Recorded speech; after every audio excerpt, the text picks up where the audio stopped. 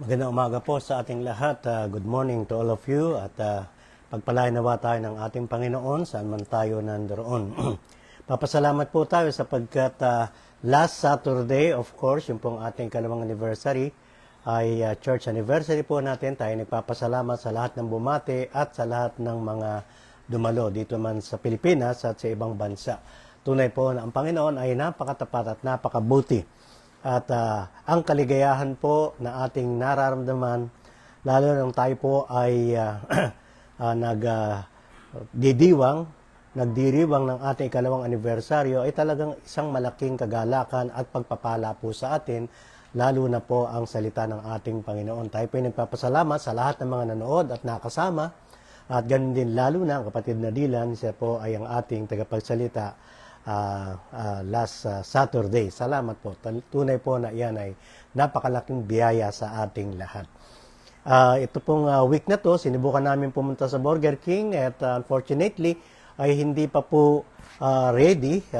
Sana po sa Sunday, hopefully na tayo po ay makabalik doon. Bago po yung sa mga kapatid na SJ at Raya na kung saan ay ginagawa po yung lugar na pwede po nating pagdausan ng ating church tuwing Sunday. Kung lulubin ng Panginoon, darating po yan ay maaari po sa unang linggo ng June or so. So yan po yung ating pinapanalangin.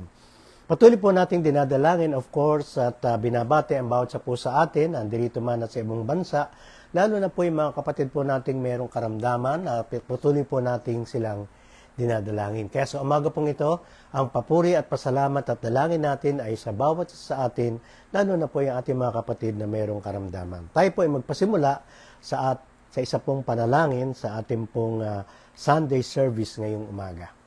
Panginoon, salamat po sa umagang ito. Salamat po, Panginoon, sa inyong patuloy na presensya, sa inyong pag-iingat, sa inyong provision, sa inyong kabutihan at katapatan, sa lahat po ng araw, maging ngayon at sa nagdaan. Salamat po sa inyong biyaya at pag-iingat last Saturday sa ikalawang anibersaryo po na dinaos po ng NCCC, sa lahat po ng aming nakasama, lalo na po sa inyong kabutihan at katapatan. Tunay po na ito ay malaking pagpapala galing sa inyo, O Lord. Pagpalaan niyo po ang inyong mga anak sa maging ito sa pangalan ni Jesus. Amen. Ang ating pong tatalakayin at pag-aaralan ay may kinalaman po sa iglesia or sa church or the church.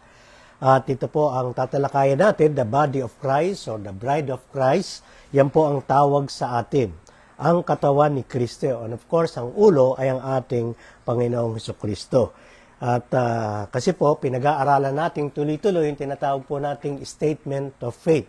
Sa NCCC po ay tinitingnan po natin isa-isa ang pananampalataya po natin na itinuturo at tinitingnan sa banal na kasulatan. Of course, nauna na dyan ang aklato, ang banal na kasulatan, ang Diyos, ang ating Panginoong Jesucristo, ang ating kaligtasan, ang tao, ang pagkalika sa tao. Kaya yan po ay minabuti po nating tingnan sapagkat meron po tayong pananampalataya na isinulat ayon po sa turo ng banal na kasulatan. Ito pong the body of Christ talks about, of course, the church. Sabi po sa 1 Corinthians 12:27, ang sabi, now you are the body of Christ and each one of you is a part of it. Kaya napakahalaga po nito na tingnan natin yung pong theological implication nito o yung doctrine o yung teaching nito, maging ang implikasyon, application nito sa atin at relasyon bilang mga anak at bilang kawan at bilang iglesia ng ating Panginoong Jesucristo. Tandaan po natin, we are the body of Christ. At ang bawat isa po sa atin and each one of you is a part of it. Nais ko pong pasimulan sa isang ilustrasyon na bagamat hindi eksaktong ganito, ay makakakita po tayo ng mga ilang bagay na pwede po nating i-apply at makita tungkol po sa iglesia or sa church. Meron po akong isang kaibigan at hopefully siya po ay naging kapatid na rin sa Panginoon lately sapagkat bago po siya pumayapa ay sa pag-share po natin at sa panalangin, hopefully na siya po ay kumilala at sumampalataya sa ating Panginoong Jesucristo. Ang tawag ko po sa kanya ay Tito. Ano po? Sapagkat mas matanda po siya sa akin, dating kapitbahay ko siya, then later on, kaibigan ko po siya, at isa po sa activity na isinama niya ko ay meron po silang class reunion. Siguro po alam natin yung tinatawag na class reunion na kung saan nung tayo po ay mga elementary, mga high school, ay nagre-reunion po tayo. Hindi ko alam kung ako po ay naka-attend na isang beses niyan, pero yan po ay familiar sa atin.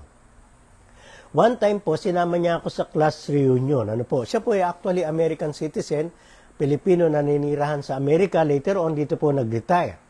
And then, of course, nung nag-retire, naging kapitbahay ko at nakasama at nakilala. Ano po? At isa pong bagay na gustong-gusto niyang puntahan at palagi nilang pinupuntahan ay yung tinatawag na class reunion nila. Bagamat siya po noong time na yun ay more than citizen na po siya o senior citizen sapagkat siya po ay 65 to 70 years old na po siya dyan. No? Pero sila po ay madalas mag-class reunion nung sila po ay magkakaeskwela, maaaring elementary hanggang high school. Yan po siya po ay taga San Mateo. Ano po? At actually po, isinama niya ako one time sapagkat meron silang tinatawag na elementary na class reunion.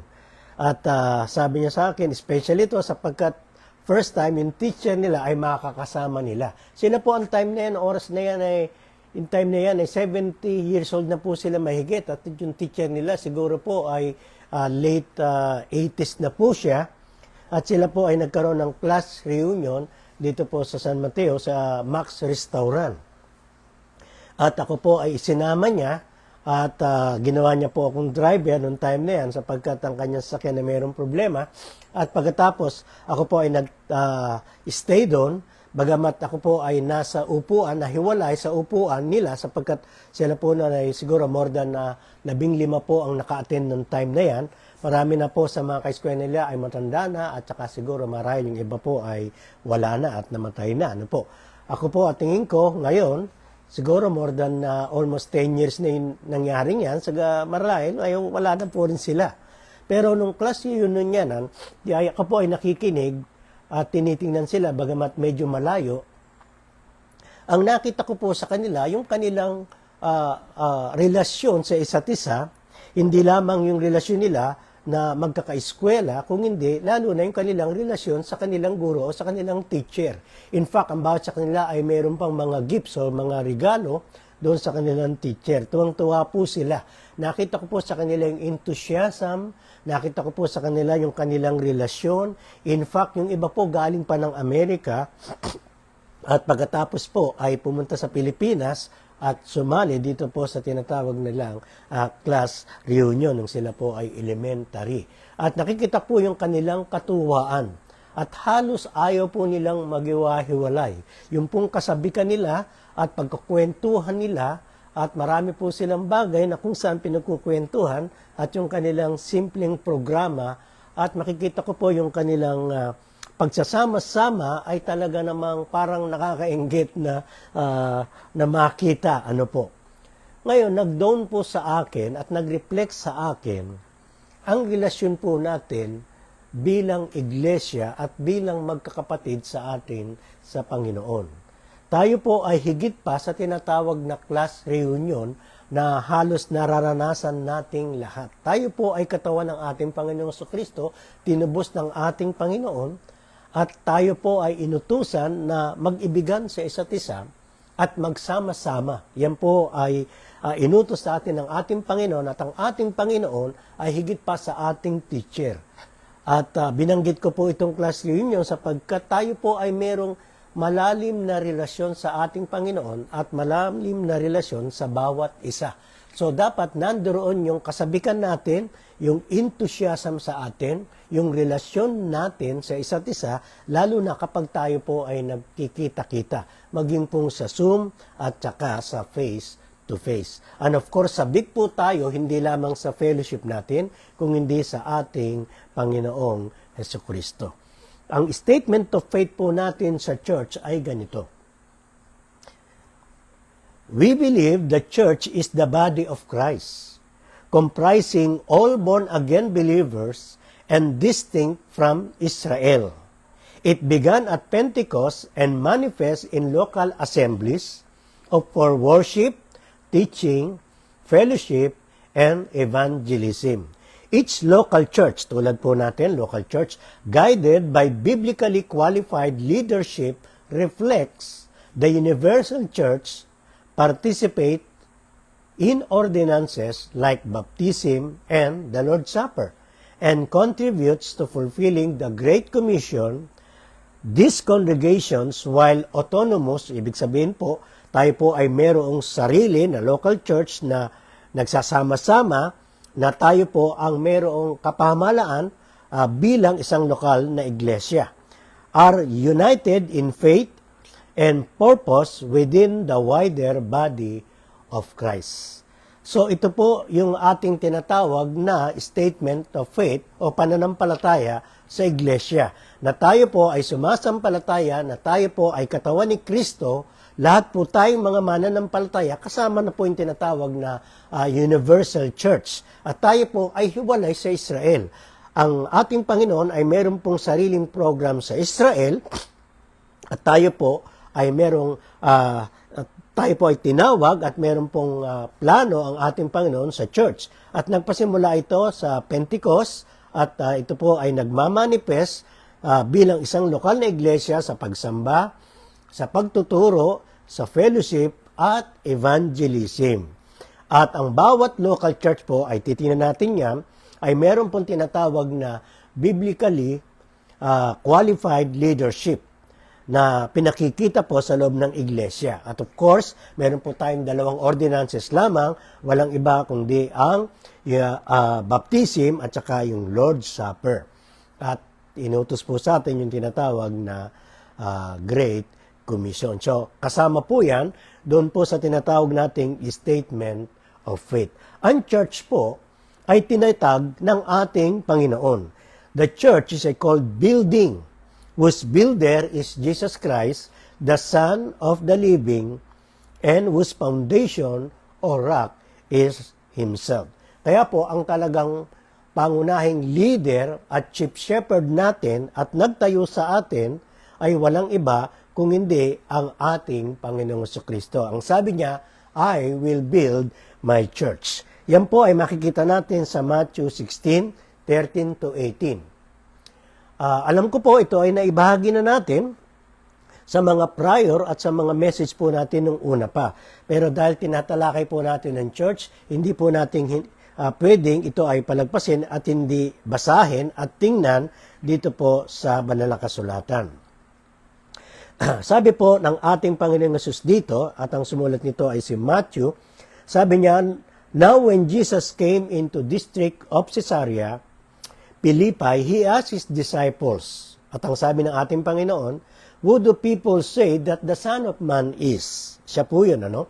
And they said, Some say John the Baptist, kay pura o ay si Juan Bautista, at ang sabi po ng iba ay si Elijah, and others, Jeremiah, or one of the prophets. And then, ang sabi ng ating Panginoon sa kanila, and He said to them, But who do you say that I am? At kayo, ano ang pagkakilala nyo sa akin?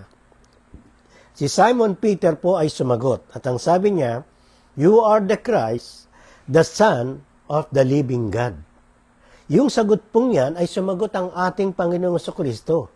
At ang sabi niya, and Jesus answered him, Blessed are you, Simon Bar-Jonah, for flesh and blood has not revealed this to you, but my Father who is in heaven.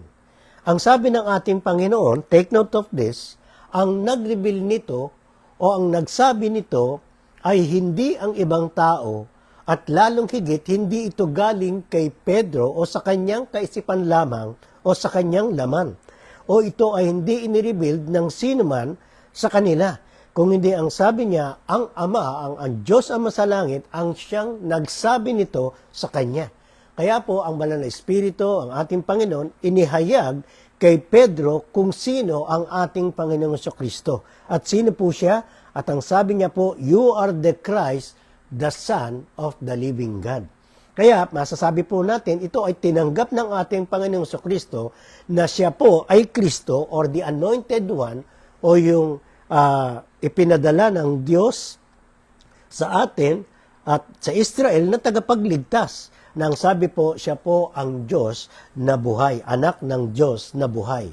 At sinabi ng ating Panginoon sa Kanya, "And I tell you, Peter," at ito po yung pundasyon ng iglesia o ng church na ating pong sinasampalatayanan.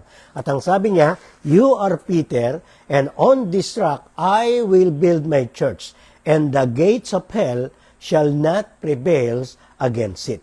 So, ang sinasabi ng ating Panginoon, sinasabi ko sa iyo, Pedro, ang ibig sabihin po ng Pedro ay bato o maliit na bato. Pero ang sabi ng ating Panginoon, and on this rock, yung pong on this rock na yan, ay marahil po sila po ay nandoon sa bato at nakatuntong sa bato, ay sinabi ng ating Panginoon dito sa batong ito. At ang tinutukoy po niya ay walang iba kung hindi ang kanyang sarili.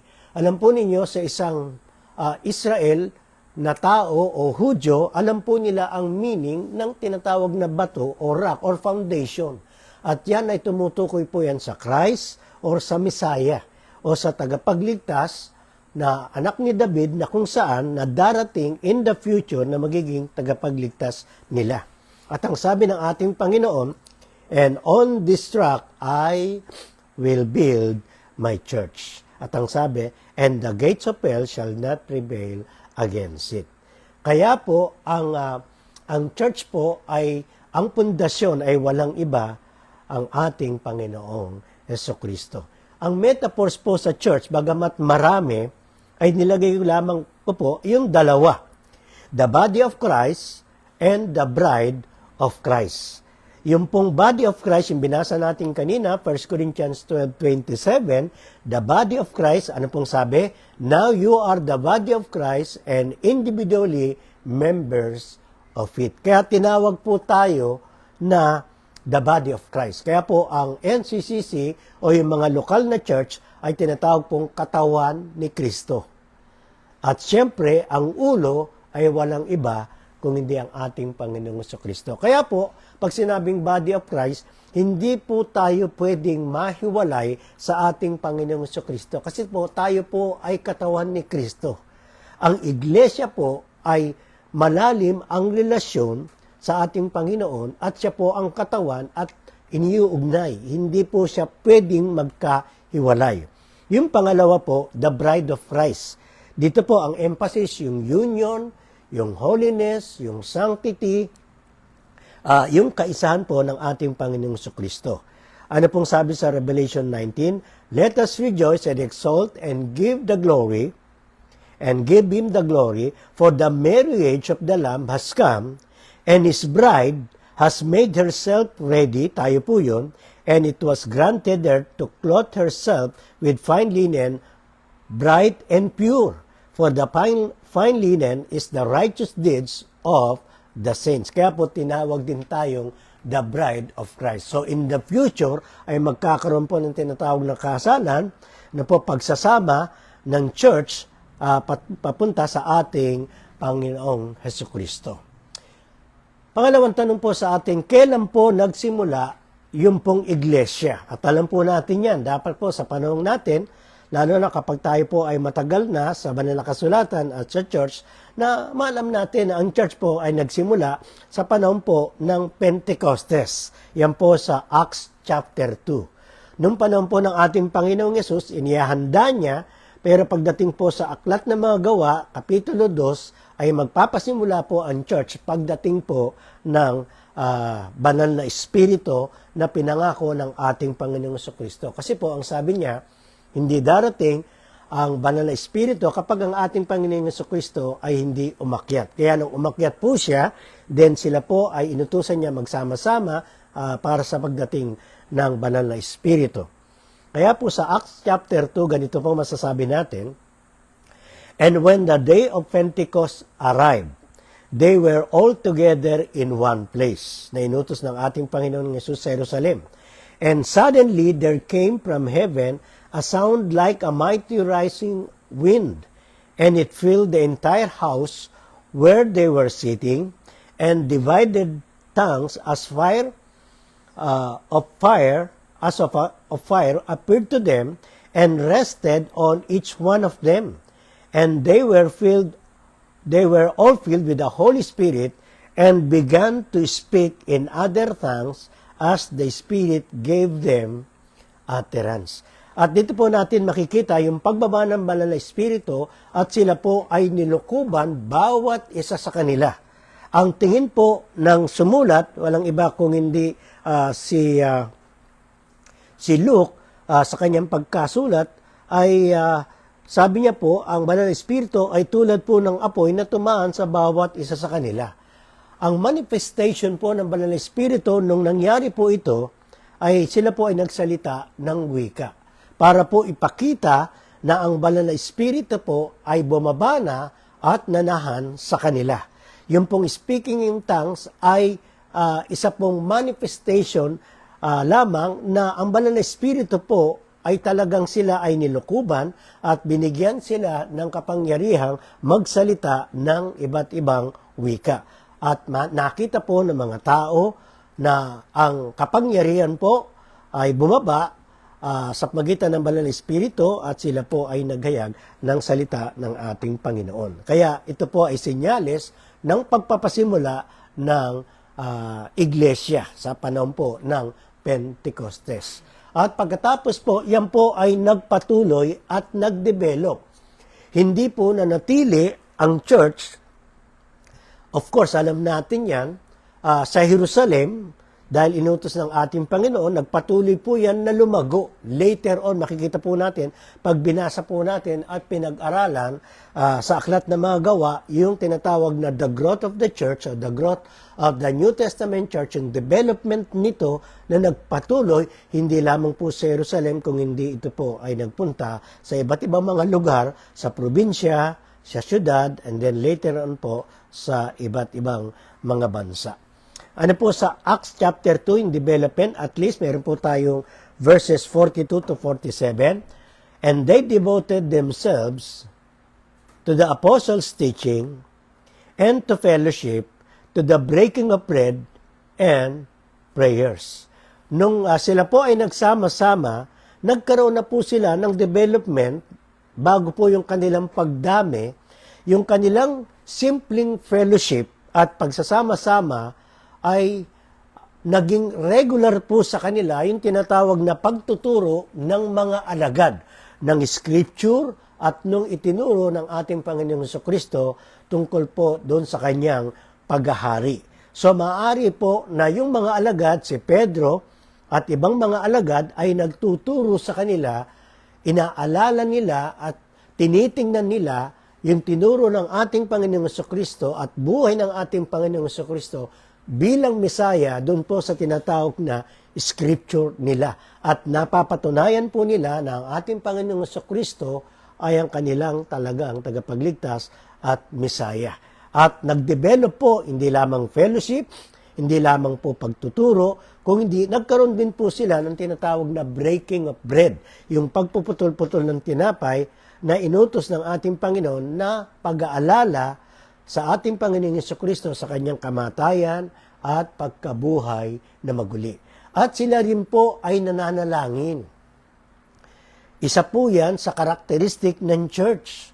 Sila po, pag nagsasama-sama, hindi lamang po nagtuturo, nagpe-fellowship, nagbe-breaking of bread, sila po ay laging nananalangin. Marahil po ang kanilang pinapanalangin ay muling pagbabalik ng ating Panginoon at kalakasan na sila po ay maging isang patutuo at gamitin ng ating Panginoon sa pagbahagi ng Ebanghelyo. At pinapanalangin din nila ang pag-iingat at kabutihan ng Panginoon para sa kanila. Yan po ay ginagawa natin. Ano po, naalala ko yung ating prayer meeting, bagamat napakaikli at sumpa, ini-encourage ko po na tayo po umaten sapagkat idinadalangin po natin mga kapatid natin, lalo na po yung may pangailangan at lalo na po yung may karamdaman. Ano po? At patuloy po natin silang dinadalangin. At dito po sa Acts chapter 2, makita po natin na sila po ay pinagpala ng ating Panginoon at makikita rin natin, nagdaragdag ang ating Panginoon sa kanila ng mga bagong mga kapatid at bagong kasama. Yan ay napakagandang karakteristik ng church. Ang church po ay hindi nananatili sa tinatawag na status quo. Ang church po ay lumalaki, nag-grow, nagde-develop. Hindi lamang po sa bilang, sa relasyon, lalong higit lumalago po ito ayon po sa pinasya ng ating Panginoon bilang isang lokal at bilang isang tinatawag na universal church. Kaya po ang NCCC at anumang lokal na iglesia ay hindi po dapat manatili sa tinatawag na mga bilang at status quo ng isang iglesia. Kapag ka ang Diyos, ang Espiritu ay nanatili po sa iglesia, lahat po tayo ay lalago sa ating buhay, lahat po tayo ay lalago sa ating pananampalataya, lahat po tayo ay lalago maging sa bilang na ating pong makikita sa iglesia po natin. Bakit? Sapagkat ang Panginoon ay nandoon sa kaligitnaan nila at pinagpapala. Yan po ay sign na ang ating Panginoong Kristo ay nasa ating kaligitnaan. Sapagkat ang kanyang pagpapala po ay dapat makita at maranasan ng bawat isa po sa atin. Merong pag-ibig, merong kagalakan, merong kapayapaan, merong malalim na relasyon at ugnayan, hindi lamang sa ating Panginoon, kung hindi sa bawat isa. Nandun po yung tinatawag na enthusiasm. Nandun yung mga responsibility. Yan po yung development. Ang church po ay tinatag po, of course, kasama yung mga apostol. Nung panahon pong yan, ginamit po yung tinatawag na mga apostols. Ano po? 11, of course, dumating po si Pablo. Yung pong pinaka-prior po dyan, makikita po natin si Pedro, then of course, ay si Pablo, sapagkat sila po ay ginamit, dalawa sila, sa pagpapatayo po o sa pagtatayo ng iglesia ng ating Panginoong Kristo. So, it is built on the foundation of the apostles. Sabi po sa Ephesians 2, yan po ang sinasabi, so then you are no longer strangers and aliens, but you are fellow citizens with the saints and members of the household of God. Tayo pala ay tinawag ding pamilya or household ng ating Panginoong Diyos. Built, ito po yung sinasabi natin, on the foundation of the apostles. Kasi po, sila po yung tinrain at tinawag ng mga leaders ng ating Panginoong Kristo. So, yung mga apostles and prophets. Jesus Christ Himself being the cornerstone. Pag sinabing cornerstone, siya po yung foundation o yung panulukang bato, in whom the whole structure, being joined together, grows into a holy temple in the Lord. In Him, you are also being built together into a dwelling place for God by the Spirit. Kaya yan po yung mababasa natin na dapat nating tandaan sa Ephesians chapter 2, ang kahulugan po ng tinatawag na mga tinawag ng ating Panginoong Kristo bilang church or lokal na iglesia. Napakaganda po nitong characteristics at katotohanan na nagsasabi tungkol po sa atin bilang isang lokal na iglesia. We are built on the foundation of Jesus Christ through the apostles, at pagkatapos ang sabi, tayo po ay tinawag na household or structure ng ating Panginoon, growing together into holy temple in the Lord. At ang sabi, we are being built together into the dwelling place for God by the Spirit. Siguro ang tanong, hanggang ngayon po ba itinatayo pa rin tayo ng ating Panginoon? Ang sagot po, yes. Hanggang ngayon po ay nade-develop, lumalago, nadaragdagan, lumalaki ang bawat iglesia. Ang buong iglesia ng Diyos sa San Sinukob ay lumalawak hanggang siya po ay dumating. Kaya po, ang lokal na iglesia ay dapat lumalawak din. Yun po yung characteristic at nature. Kaya tinawag po siyang tinatawag na organism. Tulad po ng katawan natin, kahit po sa ayaw at sa gusto natin, tayo po ay lumalaki. Tayo ay lumalawak. nag-grow po tayo. Yung ating kaisipan, yung ating nature, yung ating cells, yung ating katawan sa gusto at sa ayaw natin sapagkat we are built and created by God. Yan po yung nature at characteristic natin. Ang nature po at characteristic ng church, sabi nga, we are the body of Christ. We are like body. Kaya po tayo ay lalago by nature sa pagkatawag po sa atin bilang iglesia ng ating Panginoon. Kapag po tayo ay nag-commit at sumunod sa ating Panginoon at nananahan ng Panginoon sa atin, sure enough, we will grow, we will be blessed. The growth and blessing po ng development ng ating Panginoon ay mararanasan po natin. Una po na makikita natin ay si Pablo. Tinawag po siya na isang, sabihin natin, ginamit para po sa foundation ng pagtuturo sa iglesia. Inamin po niya yan. Sabi niya, si Paul, bilang prisoner ng ating Panginoong Jesucristo, on behalf of you Gentiles, sapagkat tinawag po siya na maging misyonero sa Hentil, ang sabi niya, assuming that you have heard of the stewardship of God's grace that was given to me for you, how the mystery was made known to you, to me, by revelation. So inamin po niya na tinanggap niya po yung pagiging apostol at pinahayag sa kanya ng ating Panginoong Jesucristo sa magitan ng revelation bilang apostol ng ating Panginoon. When you read this, you can perceive my insight into the mystery of Christ, which was not made known to the sons of men in other generation, as it now has been revealed to his holy apostles and prophets by the Spirit.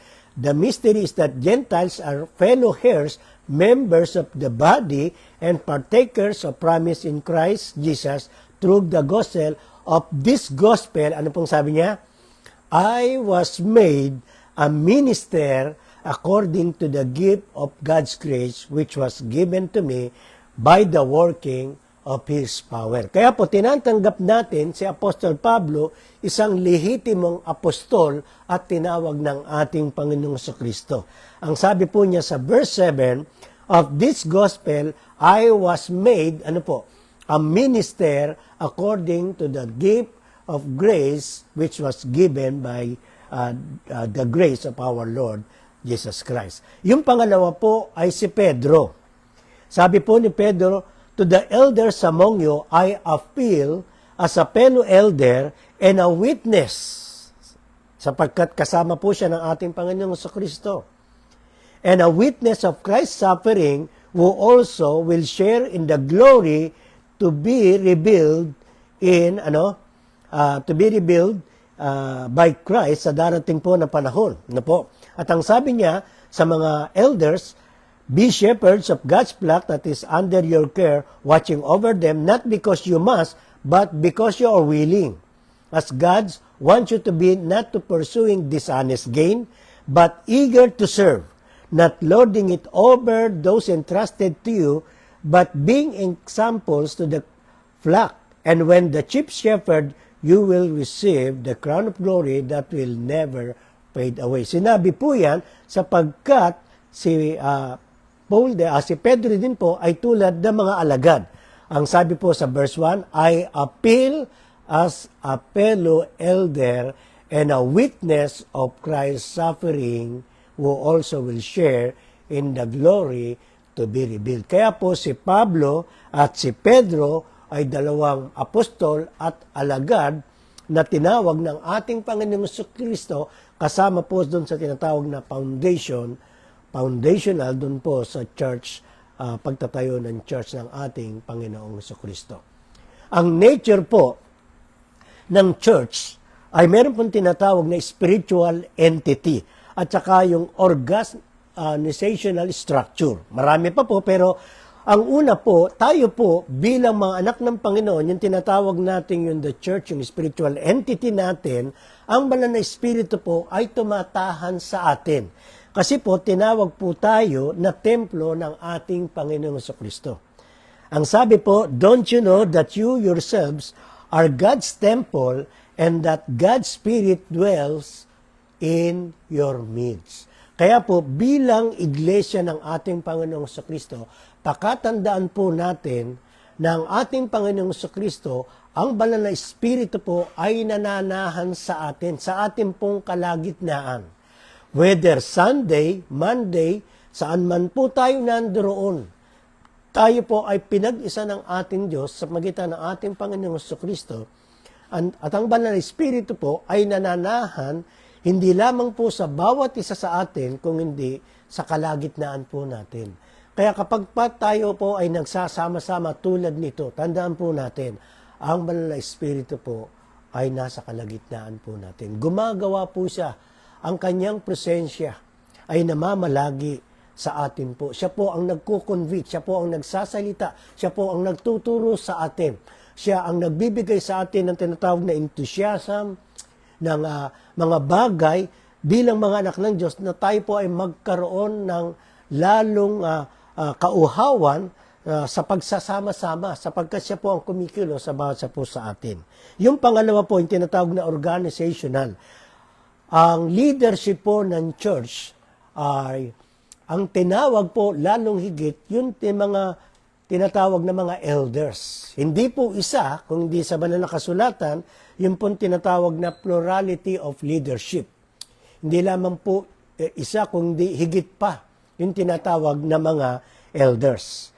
Kaya po, ang utos ni Pablo kay Tito, "This is why I left you in Crete, so that you might put what remain in order and appoint elders in every town as I directed you." Kaya church exists sa pagitan din po na ginagamit ng mga leaders ng ating Panginoon na mga tinatawag na mga elders.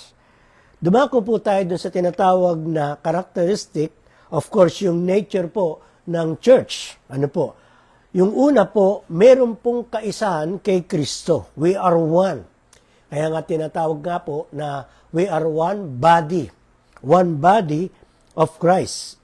Unity in Christ. Pangalawa, we are set apart for God's purpose.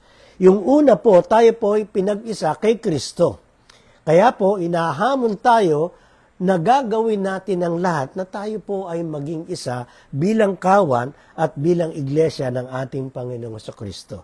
Ephesians 4:3-6, "Make every effort to keep the unity of the Spirit through the bond of peace. There is one body and one Spirit, just as you were called to one hope when you were called. One Lord, one faith, one baptism, one God and Father of all, who is over all and through all and in all." Kaya po, napakalinaw na tayo po ay isa at pinag-isa kay Kristo. Kaya dapat po tayo ay nakikiisa at ginagawa po natin ang lahat sa ating makakaya na tayo po ay hindi dapat maging hiwalay. Tayo po ay binuo at pinag-isa ng ating Panginoong Kristo. Hindi po characteristic at nature ng church po ay nag-i-split. Na ang church po ay nagkakaroon ng tinatawag na pagkabahabahagi. Nagkakaroon po ng mga personal tension. Nangyayari po yan maging sa isang pamilya. Nagkakaroon minsan ng mga hidwaan ang magkakapatid, pero po as a church, as a whole church, ang nature ng church, yung unique characteristic of the church is one. So there must be harmony inside the church.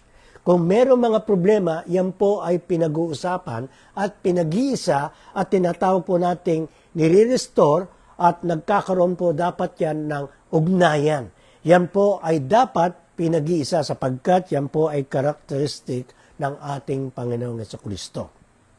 Binubuo, ano po? Nung panahon po sila ay nagkahiwalay sapagkat nagkaroon po ng tinatawag na persecutions.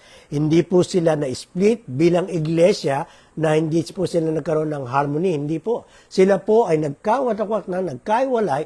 Yan po ay naging kalooban na rin ng Panginoon because of the persecution ng time na yun. At dahilan po doon, nung sila po nangalat, ay nagkaroon po at dumami po sila bilang mga iglesia. But never as a church, because there is always harmony and unity inside the local or the whole church na sinasabi ng ating Panginoon. Kaya dapat po tayo ay pinag-isa at pakikita natin yung kaisahan ng ating Panginoon sa magitan ng ating fellowship o kaisahan sa iglesia. Tayo po were set apart for God's purpose.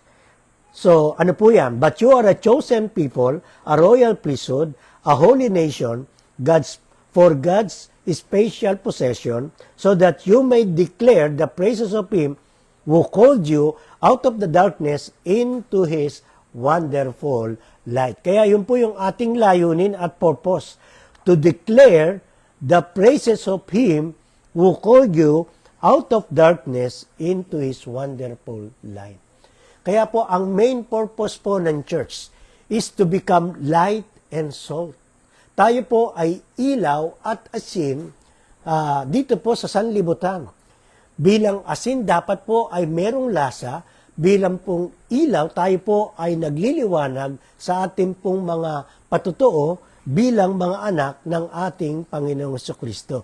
Yan po yung ating tinatawag na karakteristik natin po bilang iglesia. Tandaan po natin yan. Siguro bilang application natin, we must be united. No? Ipakita natin na tayo po isa sa ating Panginoong Jesucristo. Tayo po ay hiniwalay para magpatotoo sa kaliwanagan at pag-ibig ng ating Panginoon. Sa katapas-tapusan po, ito po ang application natin. Inilagay ko po Hebrews 10:23 hanggang 25. Ano pong sabi? Let us hold unswervingly or steadfastly to the hope we profess. For He who promised is faithful. And let us consider how we may encourage one another toward love and good deeds, not giving up meeting together as some are in the habit of doing, but encouraging one another, and all the more as you see the day approaching. Kahit po tayo ay Zoom or via Zoom or live streaming or face-to-face, dapat po makita natin yung ating eagerness, enthusiasm ng pagsasama-sama po natin. Alam po ninyo, ang Zoom is one of the best na masabi natin na magawa natin yung tinatawag na church or fellowship. Pero yung pong face-to-face is better. At masasabi natin, pinakamabuti sa atin. Unfortunately, sa kasalukuyan po, wala pa po tayong lugar, but we are praying for it and I believe the Lord will provide. Ganun pa man, yan po ay hindi nakikita dyan. Ang kaisahan po natin ay dapat nakikita kapag tayo po ay nagkakasama-sama tulad nito at lalong higit sa face-to-face natin. Hindi po natin pinapalampas yung araw na yan, yung fellowship na yan. Whether it is prayer meeting, Sunday, fellowships, Saturday, whatever it is, whatever event na meron po tayo, kapag meron po tayong ganitong fellowship o pagsama-sama, tayo po ay nandoon. Maliban tayo po ay merong karamdaman. Bakit po? Sapagkat ang tumatawag po nito ay walang iba kung hindi ang ating Panginoong Jesucristo. Sa ating pong pagtatapos, naalala niyo po yung kwento natin kanina? Yung tinatawag nating class reunion. Nakita ko po yung kanilang enthusiasm, yung kanilang relasyon. Tayo po kaya, higit pa dun, yung katuwaan at kaligayahan po natin bilang mga anak ng Diyos, bilang magkakapatid, bilang niligtas at pinatawag at nilinis ng ating Panginoong Jesucristo, all the more, makita sa atin ang pag-ibig, kauhawan, relasyon sa bawat isa at lalong higit sa ating Panginoong Jesucristo. Ipagpapatuloy po natin yan next Sunday, Lord willing, tungkol po sa iglesia ng ating Panginoong Jesucristo. Ang challenge po sa atin, maging asin tayo at maging ilaw tayo ng ating Panginoong Jesucristo to declare the praises of Him who called us as a church. Maraming pong salamat mga kapatid at pagpalain kayo ng ating Panginoong Hesus. The Lord bless you and keep you, and may His face shine upon you. In the name of the Father, and the Son, and of the Holy Spirit, everybody will say, Amen. God bless po mga kapatid.